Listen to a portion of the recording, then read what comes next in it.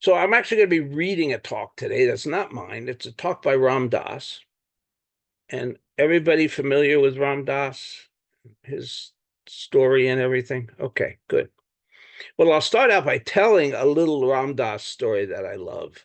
I mean, he was such an interesting man, and boy, you just have to look at the pictures of him smiling to know what a beautiful human being he was. But this story, oh gosh, I don't know when it took place, but he was invited to speak out in California. And he did not like to fly in airplanes. So he got this idea that what he was going to do was to restore a vintage automobile and then drive it from Boston to California for this speaking engagement. I don't remember what the automobile was, but it was something that car buffs would salivate over, kind of thing. And he meticulously restored it. Had the skills. And so the time for his trip comes, and he sets off across the country. And he gets to the New York State Thruway. Now, what those who've driven from Albany to Buffalo know that's one of the most mind-numbingly boring, hypnotic stretches of highway in the country. I'm not sure exactly. Partly, I think, because there are no turns, there are no hills. You just go straight for 6 hours or whatever it is. So in order to pass the time, he decided that he would chant all the names of God that he could think of. And so he's going along and he's chanting and da, da, da, da. And he comes to Krishna, who, as you may know, in Hindu cosmology, he's the principal deity, I guess, Krishna. So he's reciting, and da da da da. Now, Krishna is associated with blue light. And while he's chanting, all of a sudden the car is filled with blue light.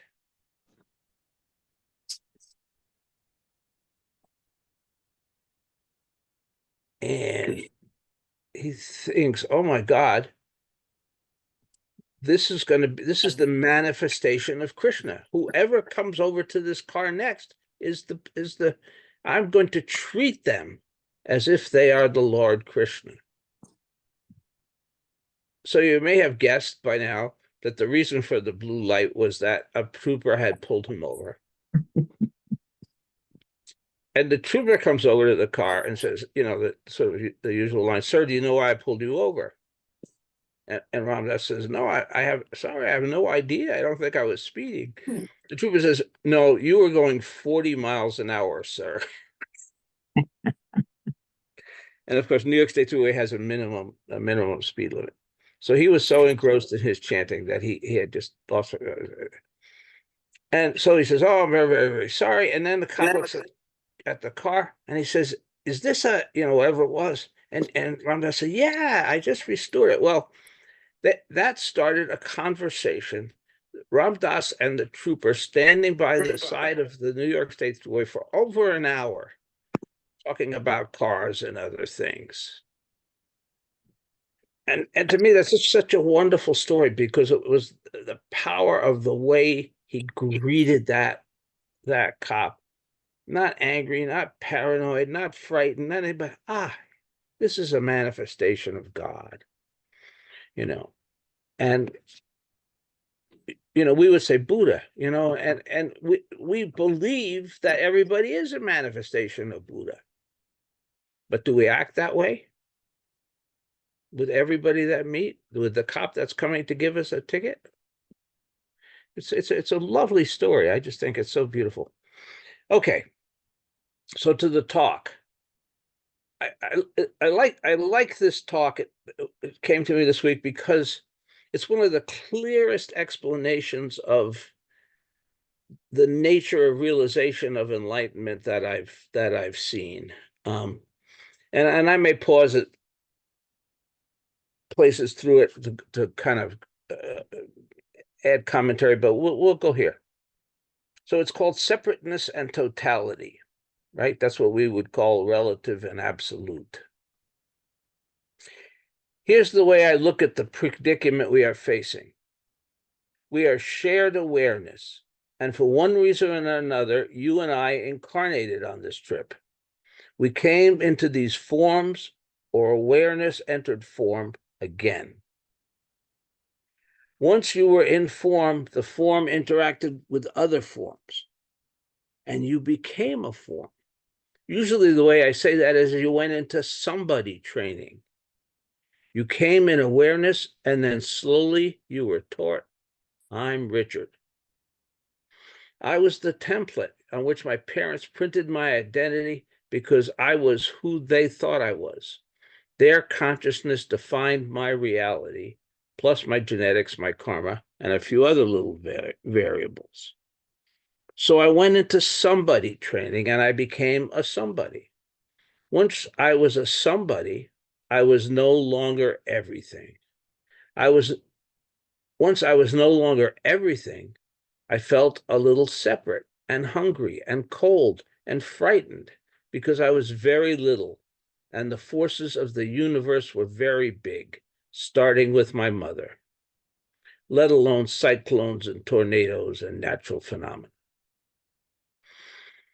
Because I felt so little, the world of power became real to me. How do I keep enough power to survive as a separate entity? I developed very strong needs and desires as a separate entity. I need this. I want this. I grew up being somebody.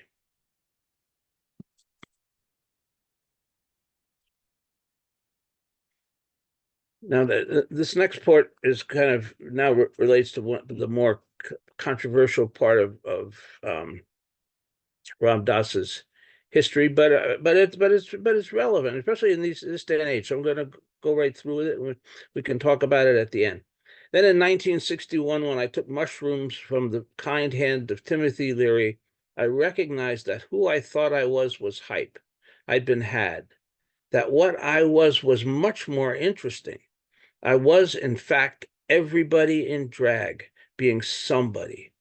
The minute that I tasted that, my whole agenda in life changed. It changed so dramatically that I got thrown out of Harvard. As you know, he was on the faculty at Harvard prior to that.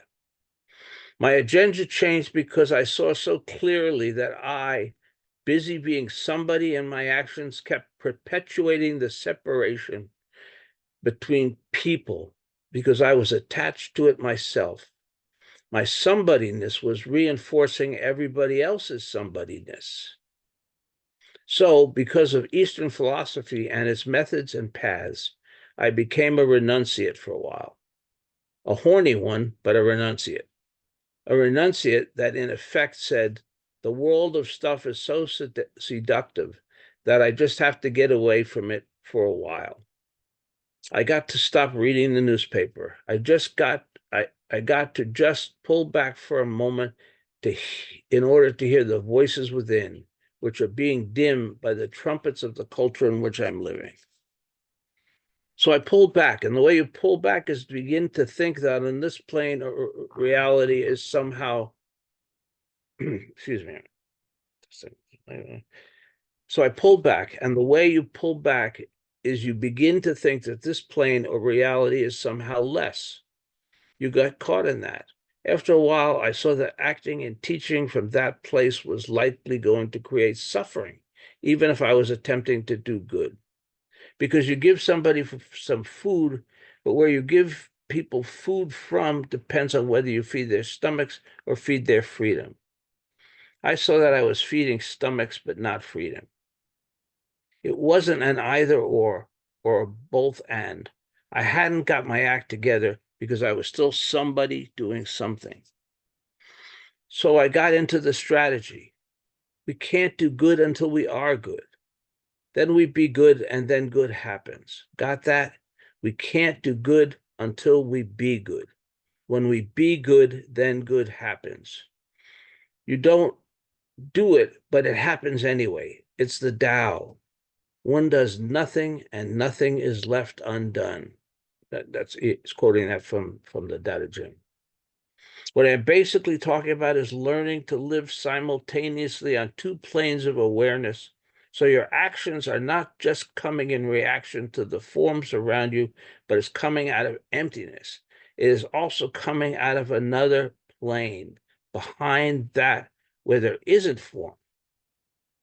But it's so hard because of the seductiveness of suffering and the wanting to do something about it.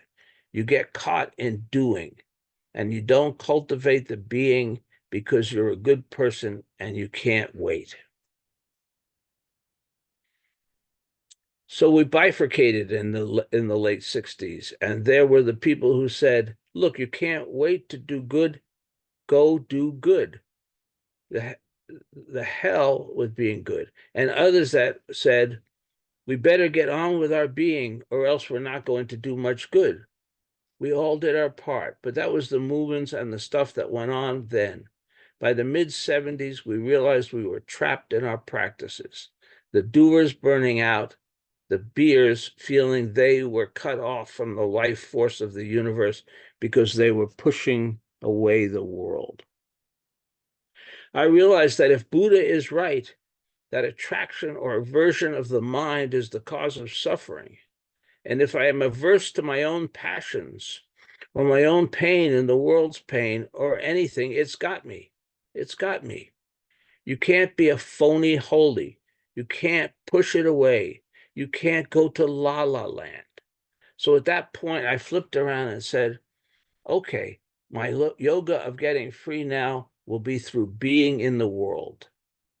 That's what I was told to do anyway. I might as well do it. Because when I said to my guru, how do I get enlightened? His answer was, feed people. I figured it got lost in the translation. I said again, how do I know God? He said, serve people. Slowly, it turned out that he was right. I was on my way because I'm named Hanuman, which is Ram Das, servant of God. The art form is looking through the veils and meeting another being in a space that allows whatever could be to be, rather than coming in with a program that defines reality so rigidly. This is the game. So this is exactly this little story about his encounter with the officer on the freeway.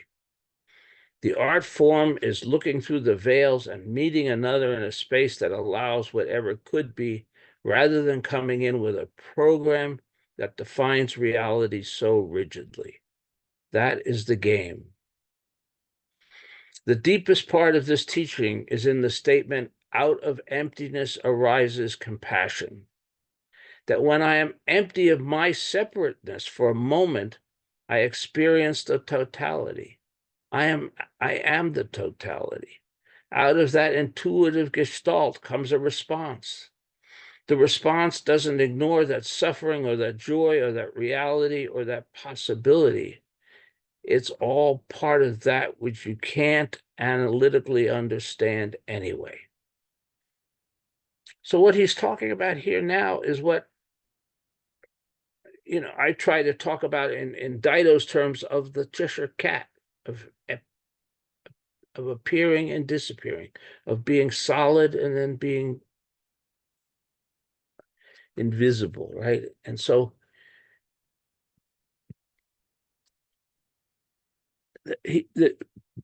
excuse me, this is his way of describing that. The thing is, you can't wait until you're enlightened to help people. So you're caught in the dilemma because my heart hurts.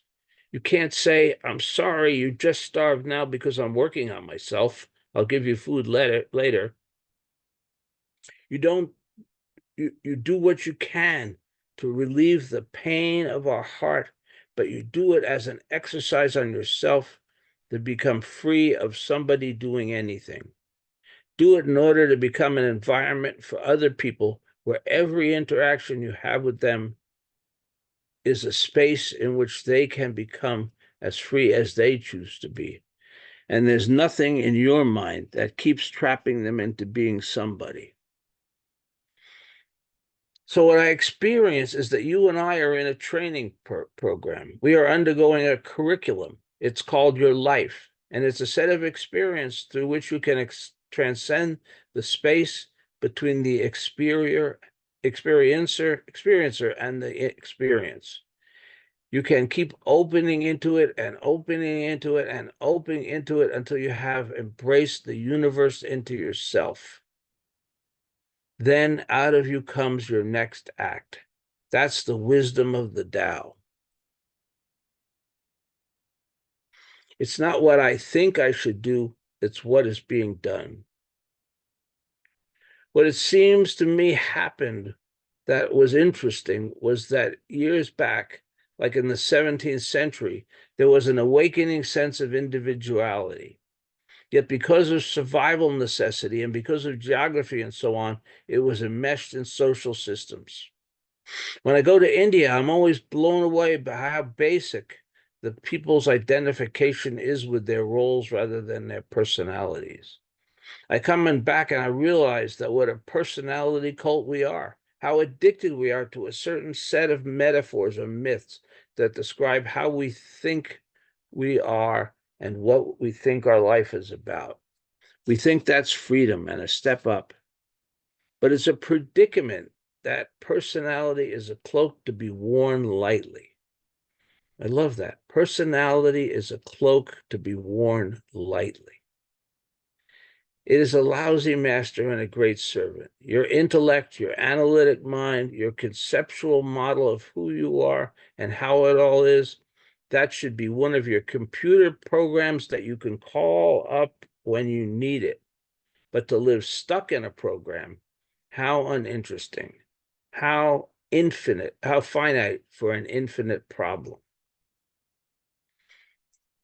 Because getting so busy being real, afraid of death, achieving, accomplishing, needing, solving the world's problems, doing something about something, and because we are in such a reactive mode all the time, we tune out the wisdom that we as humans have accessible to us as part of our lineage because we're so busy trying to know the answers. I live much more with the mystery. People say, "What are you going to do in the future?"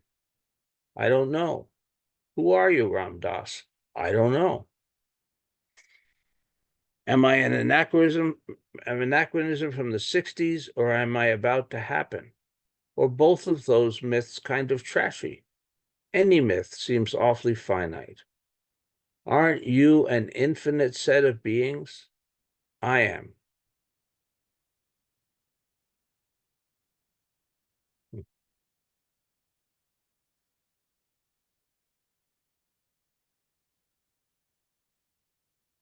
That's what Ram Dass has to say. I'll invite questions or comments.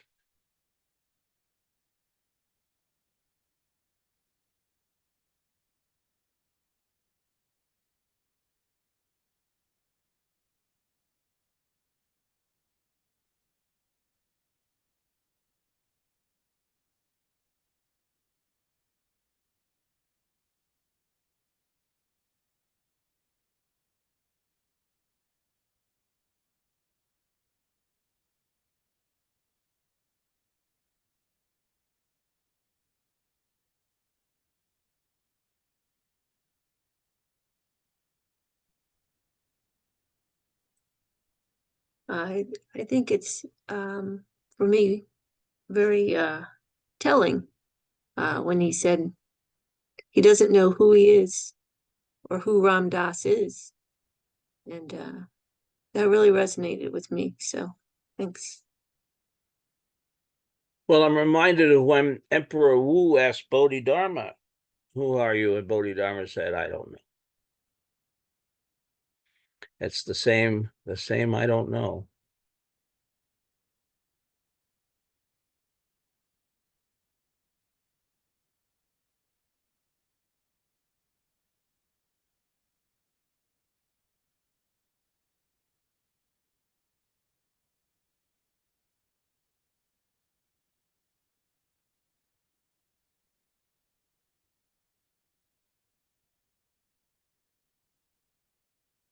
Peter, for myself, I think that the question of who I am or what I shall become, so on and so forth, okay, be that as it may, it's more important that, or what I took away from it, whatever I have inside of me, compassionate, loving, kindness, or whatever, go ahead and start practicing this shit outside. I mean, this is not to be um, pillow only, read only, think only um, type process. I mean, it's just a great big flipping circle anyway. So get out of the spin and actually go out there and say hello to someone and be kind. And I think that was another message that he was saying. And, um, if this doesn't facilitate that for myself personally, this is worthless. Um, so I'm glad that he, yeah, brings that up. Yes, thank you. Yeah, I mean, I think it's the essence of what he's saying. And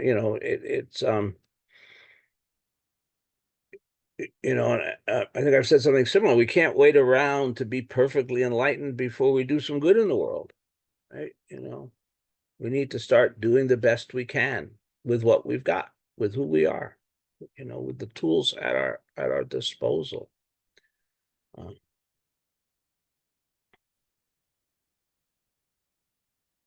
Gosh.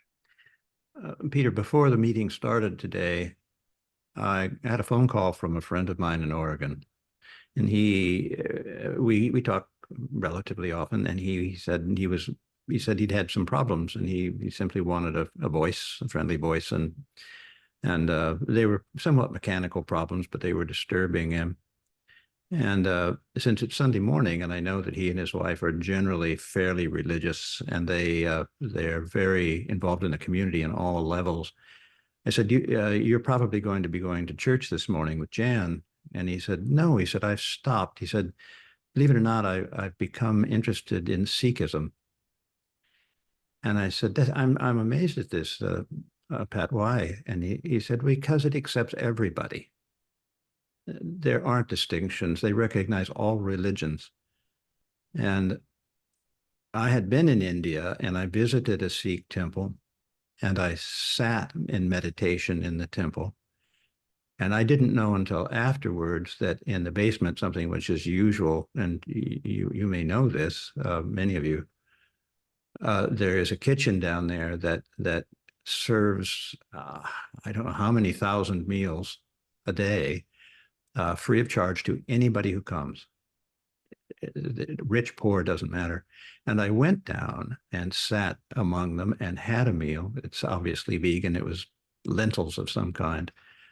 And then when I got up, there was a family there that was kind of for the calling. They were simply standing around wanting to greet any visitor that happened to come there, to answer questions or to walk around the it's kind of an arcade around a pool of water.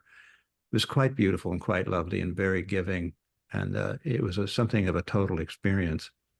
It kind of hits me today that this message comes up. It was a lesson in giving, really, and acceptance.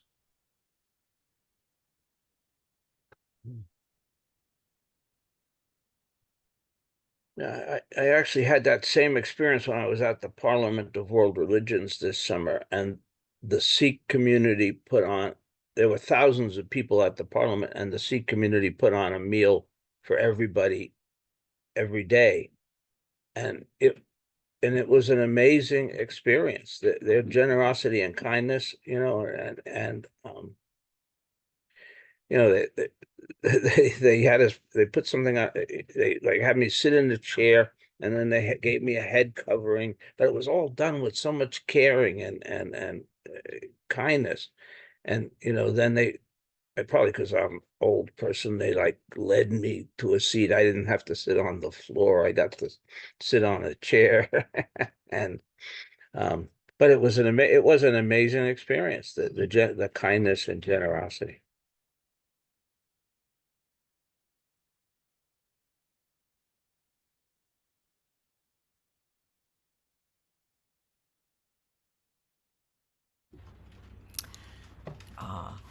The part of what you just read, which is very, very interesting, that resonated with me was to be a space where people can be who they are. And it reminded me so much of a situation a few years ago where my granddaughter, who was maybe 19 at the time, had had a terrible summer. She'd climb out of her room in the middle of the night. She was doing really bad, risky things, and then was supposed to be going back to college in the fall, and the tuition went way high, and we were scraping together money to come up with the tuition, and I kept thinking, I need to somehow get through to her to understand her bad behavior and how so many of her family members are trying to help her and give her a leg up in the world. And I spent a sleepless night because we were going to have a lunch together, and I thought, what do I say? Oh, I'll try to craft some really good questions so I can elicit some thought on her part. And I was, I had a meeting with you. I think I used to have dice on in the morning. I forget. But I had a meeting with you, and I didn't want to use you as a counselor, but this was so heavy on my mind that I thought I just need to share the story. And, you know, what do I say to her? How do I transform her? And I remember you said, just be an open space, a safe space for her. And I did, and it wasn't a silver bullet, but it was one of the best experiences I've ever had with her, and it deepened our relationship, and just taught me that being that open space can be as giving as distributing food. So, thank you. Thank you. Yeah, well, I think, you know, to me, that's the essence of psychotherapy. Whatever else goes on in the room, it is a space, and the therapist holds and creates the space so that the client can be who they are and explore who they are, and you know, feel the feelings that they have, and all of those things in a manner that is safe. It's holding the person.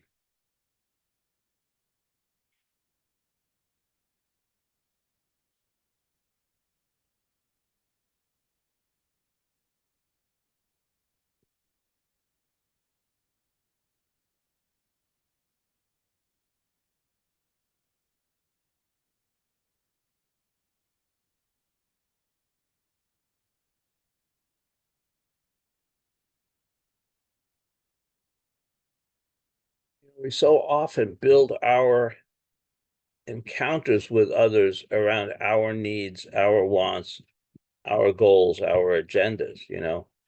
And so what he's talking about here, and what you're talking about, Susan, and you know, is a radical shift. Our encounter is just meeting that other person, meeting their being, and allowing their being to express what it needs, what they need.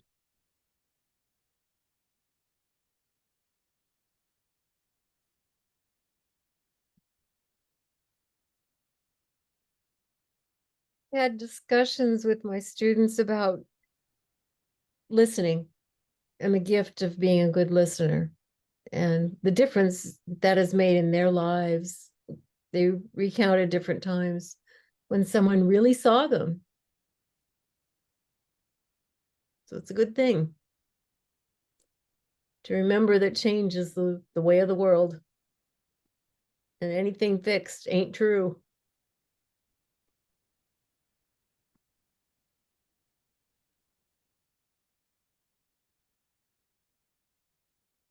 Thank you, Mary Jo. Yeah, being seen, being held, being encountered in that manner. The other story that I tell often, as you probably all know, is about the Dalai Lama and about, and again, I believe this was Richard Gere, who said that he felt like he had never been listened to before by anybody in the way that he was listened to by the Dalai Lama. That's what he brought. Nothing special, nothing magic, but his full attention, and probably kind of bathed in compassion and love, and just let that happen.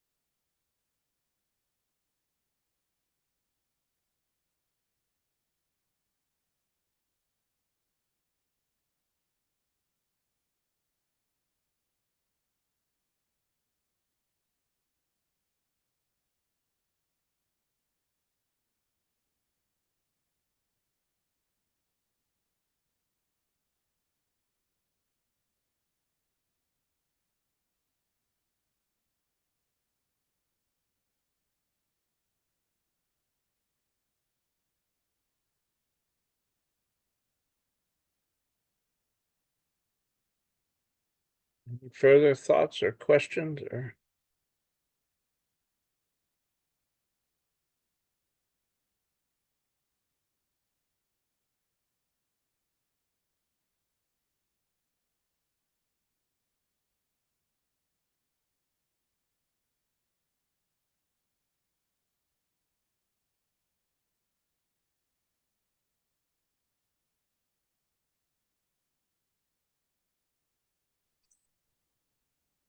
Just a little thing to add.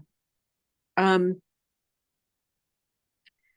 actually favorite Ram Dass story. And he was at UMass Amherst many years ago, and I had friends that went and they recorded him. And he told the story of how he had come back from India. And he said, and I had light coming from my eyes and my ears and, my whole being. And I went to have dinner with my family. And my brother said to me, "Got a job?" And he said, all the light went away, and I was right back to that fat little Jewish boy who wasn't doing what he was supposed to be doing. And I think of that, I think of that story often, and I think exactly, he's talking about that cult of personality, that we have this, or not we, I'm not going to speak for everybody, but I grew up with this image of what I should be or who I should be. And that still, that still happens. For me, as a protectionism thing, maybe. But I just wanted to, to add that. And there's freedom to me in the thought of just being in the world, not being somebody in the world.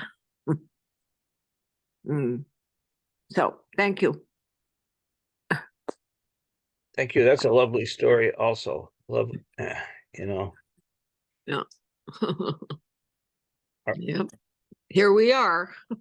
Yeah, Here well, we are again. Yeah. and families can often be so destructive, and that kind of thing can take somebody, an adult, into a helpless child in an instant with a comment like that, right? It's kind of like, you know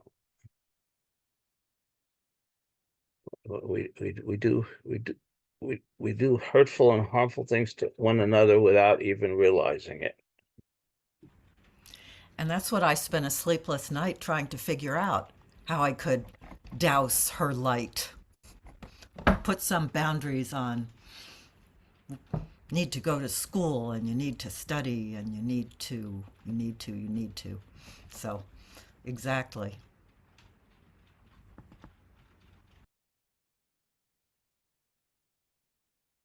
I think this just helped me figure out why I hated being a performing musician and having to come up with a bio. Because there it gets printed and stuck. All of these facts and figures. Yeah.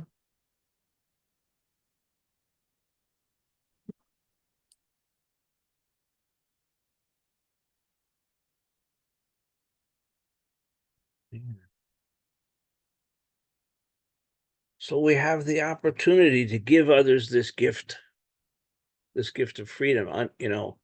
In therapist language, we would call it unconditional positive regard, right? That no matter what they do, no matter who they are, we're seeing them in a positive light. We're holding them in a positive light. We're caring for and loving them. Kind of like a dog. When humanity evolves further, we will get up to the level of dogs. Let us. But it's going to take another million years or so.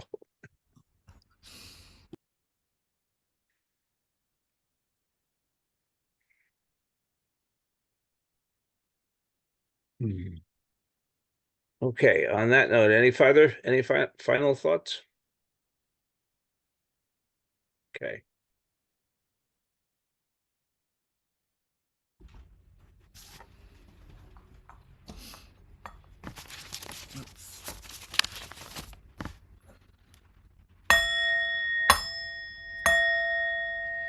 Creations are numberless.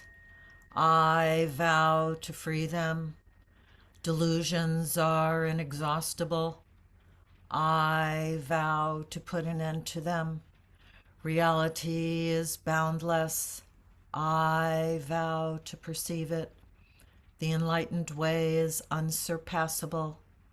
I vow to embody it. Creations are numberless. I vow to free them. Delusions are inexhaustible. I vow to put an end to them. Reality is boundless. I vow to perceive it. The enlightened way is unsurpassable. I vow to embody it. Creations are numberless. I vow to free them. Delusions are inexhaustible. I vow to put an end to them. Reality is boundless. I vow to perceive it. The enlightened way is unsurpassable. I vow to embody it.